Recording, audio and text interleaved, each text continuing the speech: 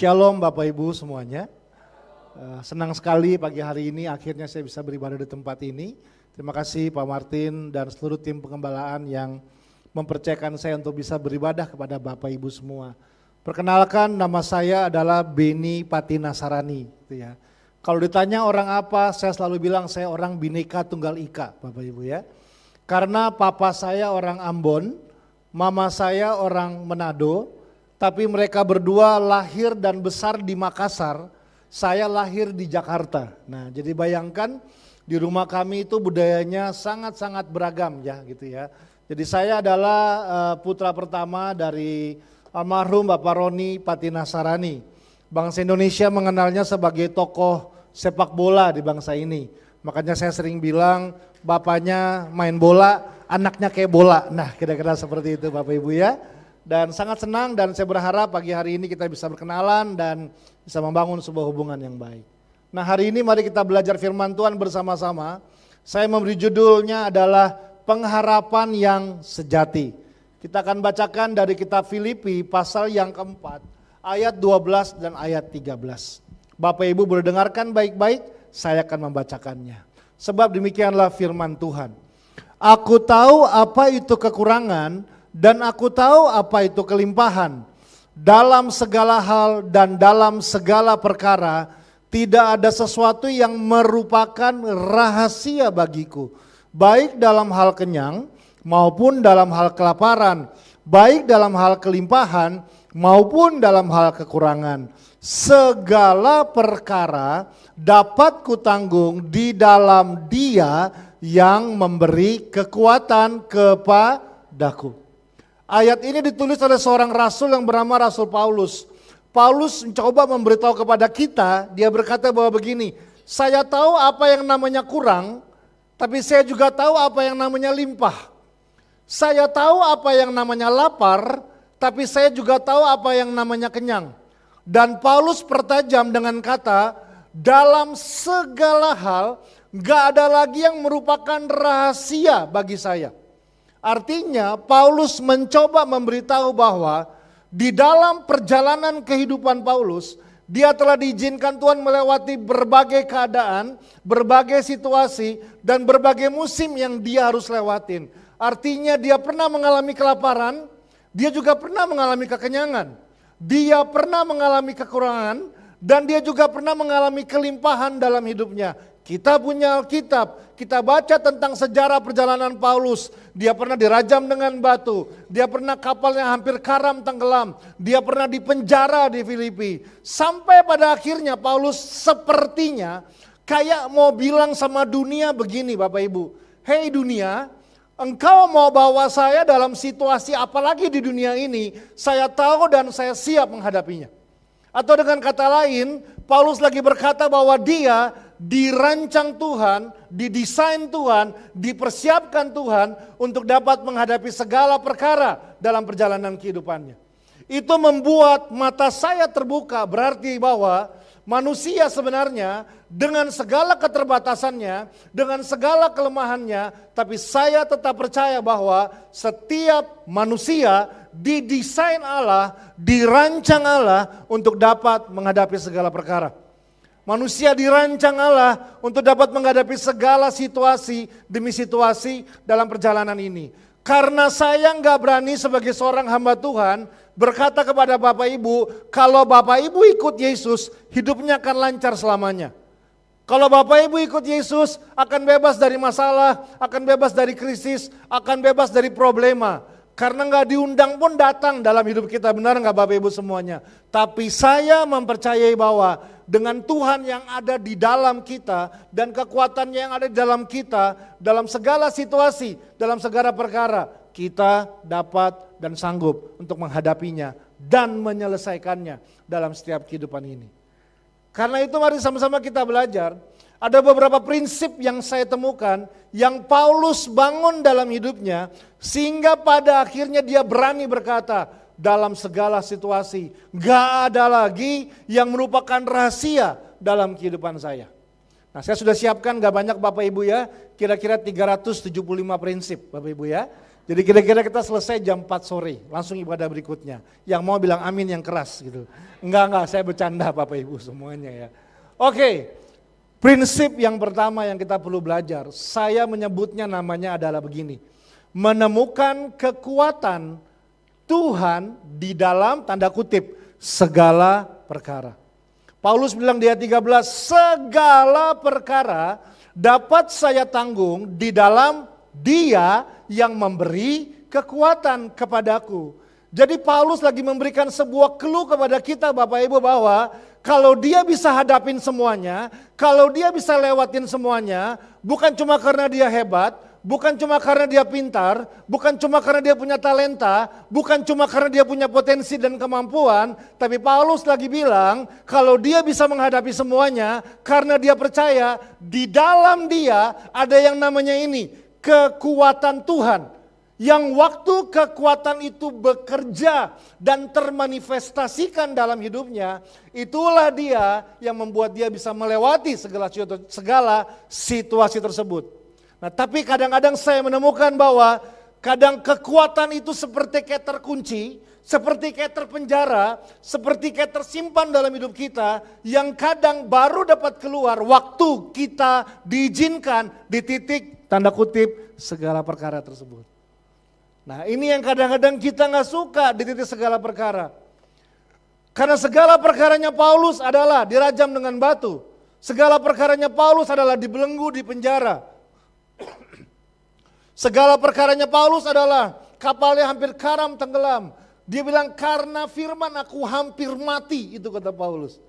Nah, artinya dalam perjalanan kehidupan kita, kadang kita diizinkan. Kalau Tuhan bawa kita sampai dalam sebuah situasi, tanda kutip, keterbatasan kita ditantang, kemampuan kita ditantang, seluruh tenaga, emosi, semua ditantang dalam hidup ini. Itu berarti kita belajar hari ini, bukan Tuhan tukang siksa umatnya, tapi Tuhan percaya bahwa kadang ada kekuatan yang akan keluar. Waktu kita dibawa di titik, tanda kutip, segala perkara tersebut. Itulah yang dialami Paulus dalam perjalanan kehidupannya. Ada begitu banyak cerita tentang apa yang Paulus telah lewatin. Saya ajak kita baca satu kisah saja yang Paulus pernah lewatin. Dalam kitab Kisah Rasul 14. Ada sebuah cerita yang sampai hari ini begitu menginspirasi saya punya hidup Bapak Ibu semuanya. Kitab Kisah Rasul pasal 14. Nanti kita baca ayat 19 dan 20. Demikianlah firman Tuhan. Tetapi datanglah orang-orang Yahudi dari Antiokhia dan Ikonium. Dan mereka membujuk orang banyak itu memihak mereka. Lalu mereka melempari Paulus dengan batu, menyeretnya keluar kota, karena mereka menyangkanya bahwa ia telah mati. Mati artinya tidak ada tanda-tanda kehidupan. Bahasa Ibraninya koit, itu artinya mati. Mati artinya selesai, gitu ya. Mati artinya the end, game over. Tahu ceritanya? Paulus dengan rekannya yang bernama Barnabas sedang dalam sebuah perjalanan misi mengerjakan perintah Tuhan untuk membawa kabar baik ke beberapa kota. Dan sampailah mereka ke kota-kota yang bernama Antiokhia dan Ikonium. Dan kalau Bapak Ibu membacanya ternyata di kota-kota tersebut ada sekelompok orang yang bukan hanya gak suka dengan pengajaran Paulus. Sampai akhirnya mereka mengumpulkan beberapa orang dan mereka membuat sebuah rencana. Yaitu apa? Mereka mau membunuh Paulus. Bagaimana cara mereka mau membunuh Paulus? Mereka seret Paulus keluar kota. Mereka lempar Paulus dengan batu. Sampai mereka pikir Paulus sudah mati. Artinya kalau mereka berpikir bahwa Paulus sudah mati, artinya begini Bapak Ibu, disenggol nggak bergerak, itu artinya mati. Mereka lempar lagi, mereka lempar lagi, mereka lempar lagi, Paulus nggak bergerak. Mati artinya tidak ada tanda-tanda kehidupan. Kalau mungkin jari kelingking Paulus bergerak sedikit lagi, mereka akan bilang, hey dia belum mati, lempar lagi, dan lempar lagi. Kalau kita coba visualisasikan, menurut Anda bagaimanakah kondisi Paulus pada hari itu? Ini yang saya bayangkan Bapak Ibu. Baju berlumuran darah, muka yang hancur gak berbentuk mungkin, tulang-tulang yang remuk yang patah, Sekali lagi Bapak Ibu ya, ini bukan kapas, ini adalah batu Bapak Ibu. Yang sebelumnya Stefanus meninggal dengan cara yang sama. Dan sekarang mereka mau buat lagi dengan Paulus, sampai mereka lempar dengan batu, sampai mereka berpikir Paulus sudah mati, baru mereka meninggalkan Paulus sendirian di tempat tersebut. Nah lalu apakah setelah itu firman Tuhan bilang begini? Setelah semua orang pergi, rasul-rasul dan murid yang lain segera datang. Angkat Paulus, dilarikan di UGD Rumah Sakit Siloam di Yerusalem. Kritis masuk ruang ICU, Paulus gak sadar 3 hari 3 malam. Setelah itu dia dipindahkan di kamar rawat inap 7 hari 7 malam. Baru dia mulai merenungkan, Tuhan kok ikut engkau begini-begini banget sih Tuhan gitu ya. Itu pasti gak ada di Alkitab kita. Tapi kalau Anda baca di ayat yang 20, ayat 20 bilang gini Bapak Ibu. Akan tetapi ketika murid-murid itu berdiri mengelilingi dia, bangkitlah ia lalu masuk ke dalam kota. Keesokan harinya, wow, berangkatlah dia bersama-sama dengan Barnabas ke Derbe. Bapak Ibu yang saya kasihi, menurut saya, menurut logika, bahkan mungkin menurut ilmu kedokteran, hampir dipastikan tidak mungkin orang yang udah dirajam dengan batu berkali-kali sampai dipikir udah mati, udah selesai, tapi bisa berdiri, bisa bangkit. Dan Alkitab gak bilang begini, lalu 1 bulan kemudian setelah luka-luka Paulus mulai kering. Enggak, Alkitab gak bilang begini, lalu 6 bulan kemudian setelah trauma Paulus hilang. Karena sekarang Paulus kalau lihat batu teriak tolong. Enggak, Alkitab berkata dan keesokan harinya. Orang kadang menyerah di titik ini. Setuju Bapak Ibu? Orang kadang mundur, orang kadang berhenti dalam perjalanan ketika sampai dalam sebuah titik dirajam dengan batu dan dibilang sudah mati dan udah gak ada lagi harapan dalam kehidupannya. Tapi Paulus bisa berdiri. Alkitab bilang dan keesokan harinya. Berjalanlah dia terus mengerjakan tanggung jawabnya. Pertanyaan sederhana yang saya rasa kita perlu jawab. Kemampuan manusiakah itu? Saya nggak yakin itu kemampuan manusia. Lah Anda aja pilek nggak ikut ibadah Bapak Ibu kadang-kadang. Cuma kepala pusing aja kita tinggal di rumah akhirnya. Tapi ini yang dialami Paulus.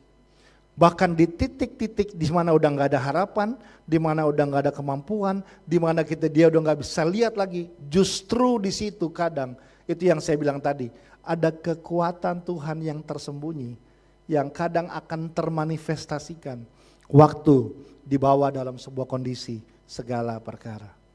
Kita suka dengan ide dan keesokan harinya. Tapi yang kita gak suka adalah dengan ide dirajam dengan batu dan dipikir sudah mati dalam hidup ini. Tapi di situ membuat saya belajar, artinya bahkan gini, dunia dengan segala krisis, masalah, problema yang masing-masing Bapak Ibu hadapi, tetap tidak bisa menggagalkan rencana Tuhan dalam kehidupan kita. Tetap tidak bisa menghalangi apa yang Tuhan akan selesaikan dalam setiap kehidupan kita. Yang kita perlu adalah izinkan kekuatan tersebut termanifestasikan dalam kehidupan kita.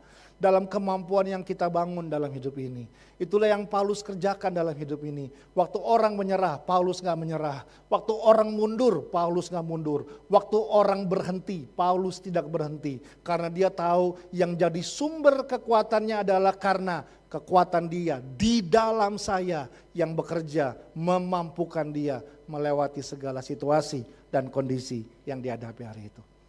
So prinsip yang pertama adalah izinkan kekuatan itu termanifestasikan dalam setiap kehidupan kita. Izinkan kekuatan itu mengalir dalam setiap kehidupan kita. Agar kita gak mudah menyerah, kita gak mudah komplain, kita gak mudah mengeluh, kita gak mudah mundur dalam setiap tantangan-tantangan yang Tuhan izinkan. Hari ini kita belajar, setidaknya Bapak Ibu, Anda belum dirajam batu Bapak Ibu sampai mati. Tapi hari ini kita lihat tantangan, masalah tidak akan membuat Tuhan berhenti bekerja dalam setiap kehidupan kita semuanya. Itu prinsip yang pertama. Berarti masih ada 349 prinsip lagi Bapak Ibu ya. Prinsip yang kedua. Ini salah satu prinsip yang terpenting. Makanya saya pakai kata itu ya, endurance. Endurance adalah daya tahan, stamina, kemampuan, ketangguhan menghadapi kehidupan. Hari-hari ini saya belajar Bapak Ibu, satu nilai yang mahal dari orang percaya adalah ini, ketangguhan dapat menghadapi kehidupan. Tantangan generasi muda sekarang adalah gini Bapak Ibu, mereka nggak punya pundak rohani yang kuat dalam menghadapi tantangan. Kita mungkin dulu waktu masih muda beda Bapak Ibu ya, kita terbatas fasilitas, kita terbatas ilmu, terbatas informasi. Dengan keterbatasan kita fight, kita berjuang, kita capai semuanya. Nah, kadang ada generasi muda yang hari ini sudah punya fasilitas, sudah punya informasi, tapi ada tantangan-tantangan menghadapi ketangguhan dalam apa yang dikerjakan dalam kehidupannya. Makanya dikasih label namanya generasi strawberry. Pernah dengar Bapak Ibu ya? Manis di luar, lembek di dalam. Diputusin pacar, baygon, langsung baygon aja gitu Bapak Ibu ya. Nah, hari ini kita belajar, yuk sebagai orang tua didik anak-anak kita supaya mereka tangguh di hidup. Dan itu tugas orang tua, saya yakin banget itu prinsipnya. Dan prinsip yang kedua yang kita belajar bersama-sama, saya menyebutnya namanya ini Bapak Ibu. Mengetahui tujuan di setiap pengalaman dalam perjalanan kehidupan kita. Pengalaman itu penting dalam setiap kehidupan, amin Bapak Ibu semuanya. Bahkan kalau di dunia kerja, kita tahu semua sekarang kalau orang melamar, yang dilihat di CV-nya bukan cuma lulusan mana, bukan cuma pernah kerja di mana, bukan cuma kemampuan karakter dan IQ-nya berapa, tapi yang paling dilihat ketika orang melamar kerja adalah pengalaman kerjanya dia. Pengalaman dia ketika menghadapi konflik, pengalaman dia ketika menghadapi masalah. Karena apa? Karena pengalaman itu bagian penting dalam setiap perjalanan kehidupan kita. Bahkan ada orang yang berkata bahwa kekristenan itu adalah pengalaman berjalan bersama-sama dengan Tuhan. Sampai kita mendengar sebuah statement yang seperti ini. Pengalaman adalah guru yang berharga dalam perjalanan kehidupan kita. Saya setuju Bapak Ibu, tapi sejujurnya saya setengah setuju. Karena menurut saya, pengalaman bukanlah guru yang paling berharga dalam kehidupan ini. Karena menurut saya, guru yang paling berharga dalam hidup ini adalah belajar dari pengalaman. Kita boleh punya pengalaman berkali-kali, kita boleh diizinkan mengalami pengalaman berkali-kali, tapi selama kita tidak pernah menemukan pembelajaran dari setiap pengalaman yang Tuhan izinkan terjadi dalam kehidupan kita, saya cuma takutkan kita nggak bergerak kemana-mana Bapak Ibu semuanya. Ya, dalam Alkitab proses atau masalah sering digambarkan dengan namanya pengalaman di padang gurun. Ya, kadang-kadang padang gurun itu tempat yang kering, nggak ada kejelasan, semua susah gitu ya. Kadang-kadang kalau ngobrol sama teman gitu ya, iya nih Tuhan lagi bawa saya ke padang gurun nih hari-hari ini nih kayaknya sulit semuanya. Tapi kalau kita belajar Alkitab, hampir semua orang-orang hebat Tuhan keluar dari padang gurun yang sama. Benar Bapak Ibu? Yusuf melewati padang gurun yang sama. Abraham melewati padang gurun yang sama. Daud harus proses melewati padang gurun yang sama. Elia terproses di padang gurun yang sama. Bangsa Israel sebelum masuk tanah perjanjian terproses di padang gurun yang sama. Bahkan sampai Tuhan Yesus juga tetap harus melewati proses padang gurun yang sama. Nah, masih ingat berapa lama bangsa Israel terproses di padang gurun? 40 tahun. Berapa lama Yesus terproses di padang gurun?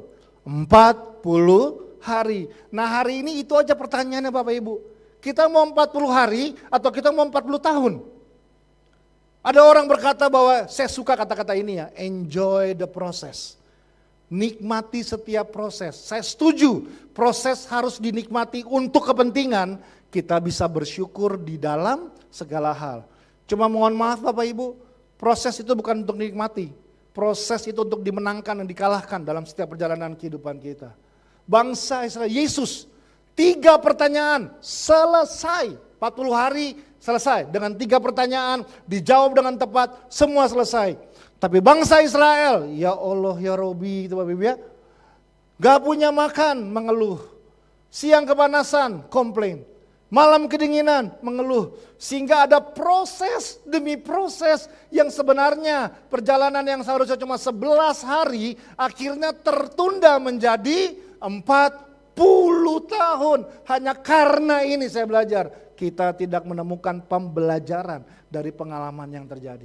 Makanya Paulus bilang gini, aku tahu apa itu kekurangan. Paulus enggak bilang begini, saya pernah sih kekurangan. Saya pernah loh kelimpahan. Saya pernah gagal loh Pak. Saya pernah gagal bisnis. Saya pernah gagal dalam hubungan. Paulus gak bilang, aku tahu apa itu kelimpahan. Enggak, Paulus gak bilang gini, saya pernah itu kelimpahan. Paulus bilang begini, saya tahu apa itu kekurangan. Saya tahu apa itu kelimpahan. Bahkan Paulus bilang begini, gak ada yang merupakan rahasia bagi hidup saya. Jadi ternyata saya belajar kata kuncinya adalah bukan kelaparan, kata kuncinya adalah bukan kekenyangan, kata kuncinya adalah bukan kekurangan, kata kuncinya adalah bukan kelimpahan, tapi kata kuncinya adalah tahu, Bapak Ibu. Kata tahu itu dalam bahasa aslinya namanya adalah eido. Eido tuh punya 3 arti Bapak Ibu. Kalau dalam bahasa Inggris artinya adalah to know how. Yang kedua artinya adalah to get knowledge. Yang ketiga artinya adalah to be skilled in. Jadi ternyata waktu Paulus bilang, saya eido sama kelaparan, Paulus lagi bilang begini, waktu saya kelaparan, I know how. Saya tahu bagaimana menghadapi kelaparan. Saya nggak mengeluh, saya nggak komplain, saya nggak salahkan keadaan, saya nggak salahkan orang lain, saya nggak salahkan teman saya. Tapi kalau Tuhan izinkan saya lewati proses ini, saya tahu kenapa. Waktu Paulus bilang begini, saya eido sama kelimpahan. Paulus lagi bilang begini, saya punya pengetahuan bagaimana caranya menjadi orang yang hidup di dalam kelimpahan. Waktu Paulus bilang begini, saya eido sama kekurangan. Paulus lagi bilang begini, saya ahlinya menghadapi kekurangan dalam hidup. Jadi ternyata hal yang terbangun dalam setiap kehidupan kita. Waktu Tuhan izinkan setiap peristiwa, pengalaman, situasi, keadaan yang Tuhan izinkan terjadi dalam kehidupan kita. Saya ajak untuk kita belajar ini Bapak Ibu. Menemukan pembelajaran dari setiap perjalanan yang Tuhan izinkan terjadi. Orang yang terbiasa menemukan pembelajaran dari apa yang dia hadapi, dia gak akan terburu-buru komplain, dia gak akan terburu-buru mengeluh sama perjalanan yang mungkin gak sesuai dengan ekspektasinya dia, tapi dia tetap bisa lihat dalam situasi yang paling chaos sekalipun, saya bisa belajar sesuatu. Dalam situasi yang paling gak mungkin sekalipun, saya bisa menemukan pembelajaran. Saya suka pakai kata ini Bapak Ibu, pemaknaan dalam hidup. Artinya temukanlah pemaknaan demi pemaknaan dalam setiap perjalanan di dalam kehidupan kita. Kenapa ini penting perlu terbangun dalam setiap kehidupan kita? Karena saya belajar dalam perjalanan kehidupan saya Bapak Ibu, ada satu hal yang saya belajar bahwa kita tidak bisa merubah semua peristiwa yang terjadi. Anda dan saya tidak punya kemampuan kadang-kadang. Ada hal-hal yang kita harus sadar, ada hal yang kita nggak bisa kita rubah dalam hidup ini. Ada hal yang kita sudah lakukan, ada hal yang sudah terjadi. Saya sadar bahwa ternyata Bapak Ibu semuanya bahwa kita tidak bisa merubah semua peristiwa yang terjadi dalam hidup ini. Mungkin ada kesempatan yang masih bisa kita rubah, tapi saya juga belajar tetap juga ada hal-hal yang kita tidak bisa rubah yang sudah terjadi dalam kehidupan kita. Tetapi waktu kita nggak bisa rubah tentang hal yang telah terjadi dalam kehidupan kita, saya belajar adalah begini Bapak Ibu, kita bisa menemukan pembelajaran dari setiap situasi yang terjadi dalam kehidupan kita.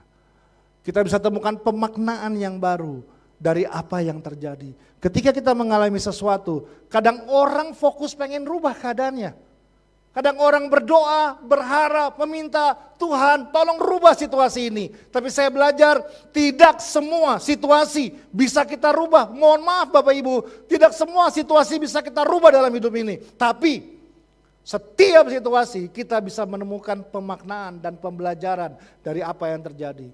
Waktu makna berubah, sikap berubah. Waktu sikap berubah, respon berubah.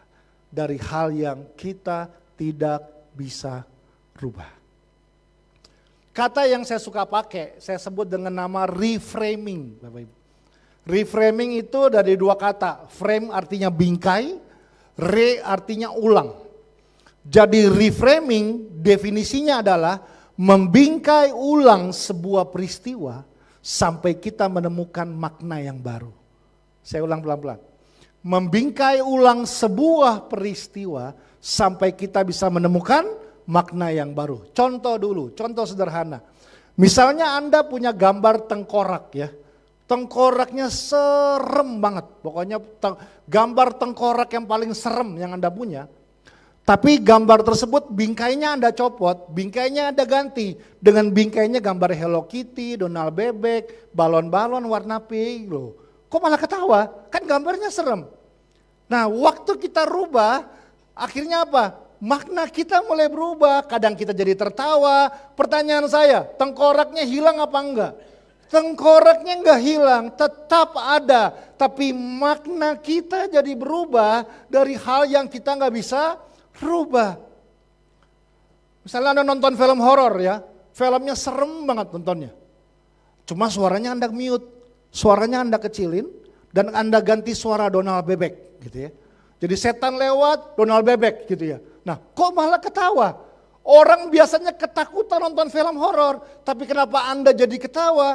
Karena sederhana, kita menemukan sebuah makna yang baru dari hal yang kadang kita harus terima. Nggak bisa kita rubah Bapak Ibu. Cuma saya banyak menemukan orang yang menyerah dengan Tuhan, orang yang mundur dari Tuhan, orang yang kompromi dengan imannya, orang yang putuskan berhenti dalam perjalanan kehidupannya karena mereka merasa mereka mau situasinya berubah, mereka mau kondisinya berubah, mereka mau keadaannya berubah, tapi kadang-kadang kalau itu nggak berubah, mereka nggak siap menghadapinya. Percayakah Bapak Ibu bahwa segala situasi dalam hidup ini semua atas kendali Tuhan dalam kehidupan kita? Doa kita untuk mengharapkan sebuah kesembuhan tetap atas kendali Tuhan. Saya berdoa, Bapak Ibu, Papa saya meninggal tahun 2008. Kami 11 bulan tinggal di kota Guangzhou di Cina. Papa saya kena sakit kanker. Bapak Ibu nanti next time saya cerita. Kami tinggal 11 bulan di rumah sakit. Hampir semua orang yang saya doakan sembuh Bapak Ibu. Saya sama adik saya Yeri. Kita kadang aja udah kita nggak pelayanan gitu ya. Tinggal di rumah sakit, kerjaan kita dibilangnya pengamen. Karena setiap hari kita bawa gitar, jalan ke satu kamar, doain, jalan ke kamar lain, doain. Beberapa pasien pulang kembali ke Indonesia dalam kondisi sembuh total Bapak Ibu. Tapi saya doakan papa saya malah meninggal Bapak Ibu. Saya sepertinya kayak bisa punya 100 alasan untuk marah sama Tuhan, kecewa sama Tuhan, bertanya sama Tuhan. Tuhan, orang lain saya doain sembuh Tuhan. Kenapa papa saya sendiri saya doakan gak sembuh? Kadang ada hal yang kita nggak bisa rubah, tapi kita bisa menemukan makna yang berbeda. Saya punya bapak rohani Bapak Ibu. Bapak rohani saya namanya Pendeta Jonathan Patiasina. Beberapa mungkin kenal, beberapa mungkin tahu. Jadi kami sudah 20 tahun bersama-sama sebagai bapak dan anak secara rohani. Dia mengembalakan di Melbourne, Australia sekarang gitu ya. Saya manggilnya Kajo gitu ya. Kalau yang belum pernah lihat, mirip-mirip banget dengan bapak yang WL tadi di sini gitu ya. Waktu saya lihat tadi, wah Kajo mimpin pujian sekarang gitu ya. Saya sempat kaget Pak, bener Pak, jujur. Ih mirip banget Pak gitu loh, saya sampai kaget gitu ya. Nah satu kali saya berdua dengan saya manggilnya Kajo gitu ya. Kami berdua naik mobil dari Jakarta ke Bandung. Hari itu siang-siang saya ingat tol Cikampek itu bagian atasnya belum jadi, yang atas tol MBZ itu. Jadi bayangkan siang-siang hari biasa. Jadi perjalanan yang harusnya cuma 2,5 jam, hari itu hampir 8 jam kami di jalan untuk sampai ke Bandung. Macet total. Dan waktu di mobil saya komplain Bapak Ibu, saya mengeluh sambil nyetir. Aduh harusnya tadi kita naik kereta aja ya. Aduh harusnya tadi kita berangkatnya subuh-subuh aja ya. Aduh saya mengeluh. Tapi tiba-tiba waktu saya lagi mengeluh, tahu saya manggilnya Kajo ya. Kajo itu lihat saya dan dia panggil saya, nama panggilan saya Abeng Bapak Ibu ya. Dia bilang begini sama saya, Abeng, kalau kamu merasakan macet, itu artinya kamu punya mobil. Tiba-tiba saya terdiam. Terus dia jelasin, karena cuma orang yang punya mobil yang bisa merasakan macet. Motor aja masih salip-salip. Tiba-tiba saya menemukan sebuah makna baru tentang macet Bapak Ibu. Macet selama ini saya pikir hal yang buat capek, hal yang melelahkan, hal yang membosankan. Tiba-tiba saya datang dengan sebuah pemahaman baru bahwa ternyata macet bukan cuma hal yang melelahkan, tapi kalau Tuhan izinkan saya mengalami kemacetan, itu mungkinkah sebagai sebuah pengingat bahwa Tuhan memberkati saya sebuah kendaraan. Itu kondisinya nggak berubah Bapak Ibu. Itu enggak tiba-tiba malaikat turun, geser semua mobil, jalan jadi kosong, tetap ngantri, tetap 8 jam, tapi sejak itu saya berhenti mengeluh. Sejak itu saya berhenti bersungut-sungut. Sikap saya berubah, pemahaman saya berubah, tindakan saya berubah. Apa yang gak berubah? Situasinya Bapak Ibu. Situasinya gak berubah, tapi sikap saya berubah, tindakan saya berubah atas situasi yang saya tidak bisa rubah. Disitulah pembelajaran penting dalam perjalanan kehidupan saya. Bapak Ibu, kita sering ketemu di video khotbah Bapak Ibu ya. Jadi saya berapa kali pernah podcast dengan Pak Martin, lalu dengan video-video WFH yang saya bisa share buat Bapak Ibu semuanya. Jadi seharusnya Bapak Ibu akan sedikit tahu tentang latar belakang saya. Saya dulu pecandu narkoba, saya memakai narkoba dari kelas 5 SD Bapak Ibu. SMP saya pakai ganja, SMA saya pakai sabu-sabu, putau, heroin, kokain, dan semua narkoba yang ada di Jakarta pada hari itu. Narkoba menghancurkan pekerjaan saya, narkoba menghancurkan pendidikan saya, narkoba menghancurkan keluarga saya. Keluarga hancur, keluarga berantakan, orang tua saya hampir mau bercerai, udah mau menyerah. Seperti kayak badai hantam keras kami punya rumah, kami punya keluarga, dan seluruh bagian dalam kehidupan saya. Dan sampai kira-kira tahun 1999, perjumpaan saya dengan pribadi yang bernama Yesus rubah seluruh hidup saya. Nah itu saya sering cerita. Nah sekarang yang saya mau cerita Bapak Ibu adalah apa yang saya alami setelah saya sembuh. Ini adalah hal yang saya sangat jarang cerita Bapak Ibu. Orang sering undang saya untuk bersaksi tentang cerita tentang masa lalu saya. Bagaimana dulu saya hancur, bagaimana dulu saya berantakan, sampai akhirnya saya bisa mengalami perubahan waktu saya berjumpa dengan Yesus dalam hidup saya. Tapi hari ini yang saya mau cerita adalah apa yang terjadi setelah itu. Saya boleh undang Bapak yang main keyboard, boleh Pak Om boleh bantu pelan-pelan aja Om. Korea sedikit boleh Om, gak apa-apa kok gitu ya. Oke. Nah ketika saya sudah bebas dari narkoba Bapak Ibu, saya sudah lepas dari semuanya. Nah saya lagi mau menata ulang hidup saya. Saya lagi mau bangun lagi saya punya kehidupan. Waktu saya mau bangun lagi saya punya kehidupan, saya ditabrakan dengan sebuah realita. Gue mau ngapain ya? Saya mau ngapain? Kalau saya bekerja, melamar kerja di sebuah perusahaan, di CV-nya ditulis mantan pecandu narkoba. Perusahaan mana yang mau terima saya Bapak Ibu? Mau jadi karyawan di sebuah toko juga sama. Karya toko mana yang mau terima karyawan seperti saya? Menurut Bapak Ibu kira-kira orang tua mana yang rela anak gadisnya dinikahkan dengan kalau dia tahu bahwa ternyata calonnya adalah mantan penjanjung dan mantan penjahat dalam hidup ini. Saya sudah lepas, saya sudah tinggalkan semuanya. Tapi setiap saya mau maju ke depan, setiap saya mau berjalan ke depan, selalu ada yang di belakang ini ikut saya terus Bapak Ibu. Yang kalau boleh, ini gak ada, tapi ini ada. Karena saya belajar, saya tidak bisa rubah masa lalu saya Bapak Ibu. Kita gak bisa rubah masa lalu kita. Saya mau berdoa 40 jam nonstop, saya mau puasa 40 hari 40 malam. Saya mau kayak kalau orang Ambon bilang ya, saya sampai mau goyang kaki Tuhan sekalipun. Saya gak mungkin bisa merubah apa yang telah terjadi. Satu-satunya makhluk di dunia ini yang bisa merubah masa lalunya cuma satu Bapak Ibu. Namanya Doraemon, karena punya pintu ajaib. Kita nggak punya pintu ajaib. Tapi berapa banyak orang hari ini udah mungkin dulu, mohon maaf, pernah pacaran, dilecehkan, disakiti, diperkosa, terluka. Butuh proses, pulih, bangkit lagi. Waktu dia sudah bangkit, waktu dia mau maju ke depan, waktu dia mau coba lagi, mungkin Tuhan kirim calon yang baru, cinta Tuhan, jujur, punya integritas, beri yang terbaik. Tapi setiap dia mau bangun, dia mulai lihat lagi apa yang pernah dia alami, dan dia akan bilang, semua laki-laki sama saja. Ada orang yang mungkin ditipu sama partner bisnisnya. Terluka, kena hukum, masuk penjara. Proses untuk bangkit butuh waktu. Pulih pelan-pelan. Akhirnya mulai bangkit, mulai coba lagi. Tuhan kirim calon partner yang terbaik. Jujur, cinta Tuhan, punya integritas. Tapi setiap dia mau bangun kadang-kadang bawa gini. Ada hal yang dia gak bisa lewatin. Kadang kita pengen rubah semua ini. Tapi kita kan gak punya penghapus kehidupan Bapak Ibu semuanya. Bertahun-tahun saya bergumul dengan situasi ini. Sampai satu hari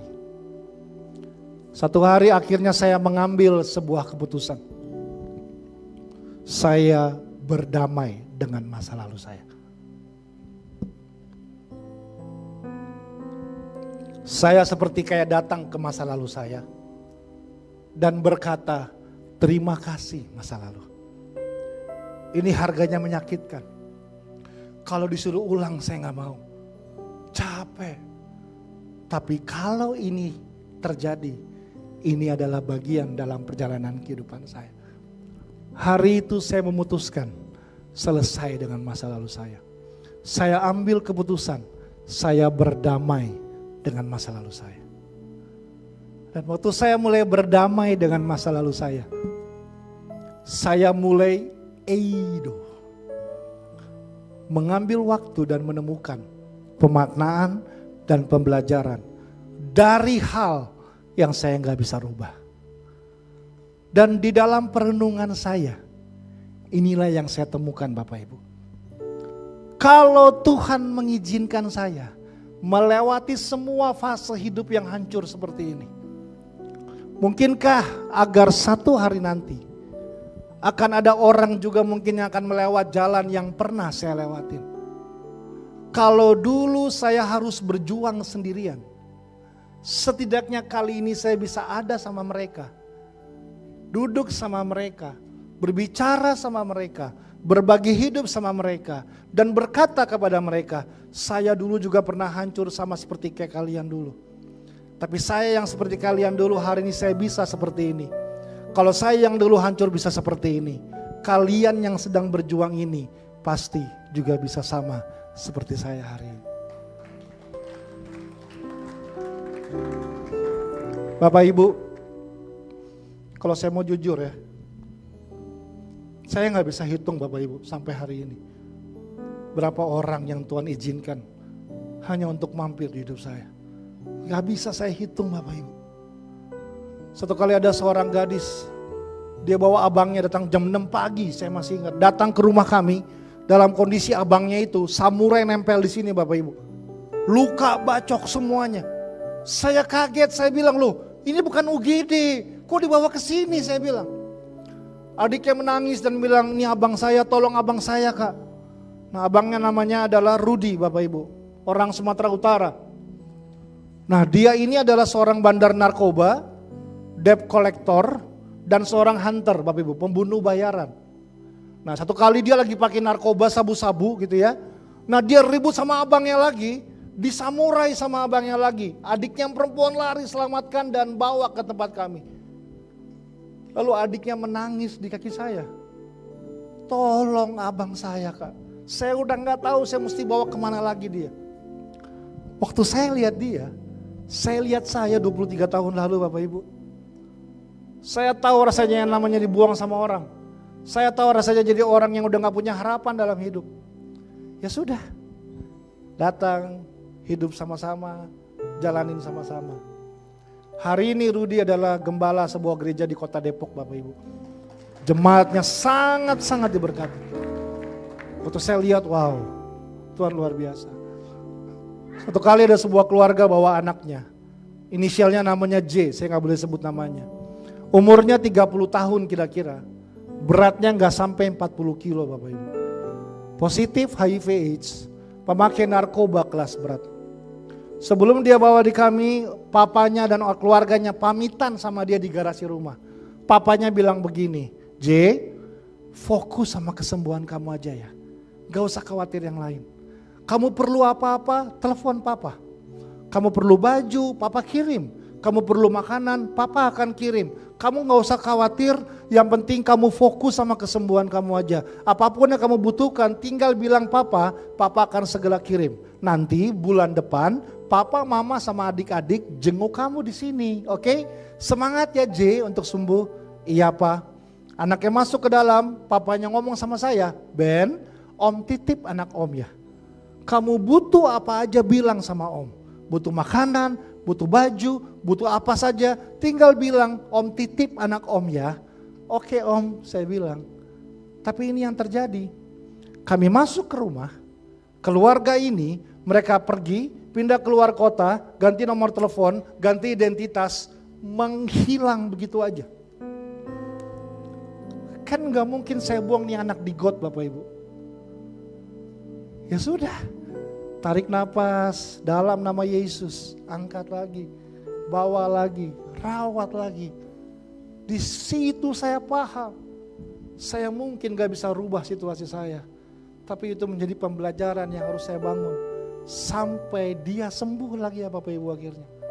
Dan sekarang sudah bisa hidup dengan sangat senang, bahagia dengan Tuhannya dalam perjalanan kehidupannya dia. Di situ membuat saya belajar Bapak Ibu. Apa yang dulu kita anggap sampah, waktu kita serahkan kepada Yesus, akan jadi emas buat orang lain di masa depan. Akan jadi emas buat orang lain. Jangan remehkan kegagalan Anda Bapak Ibu.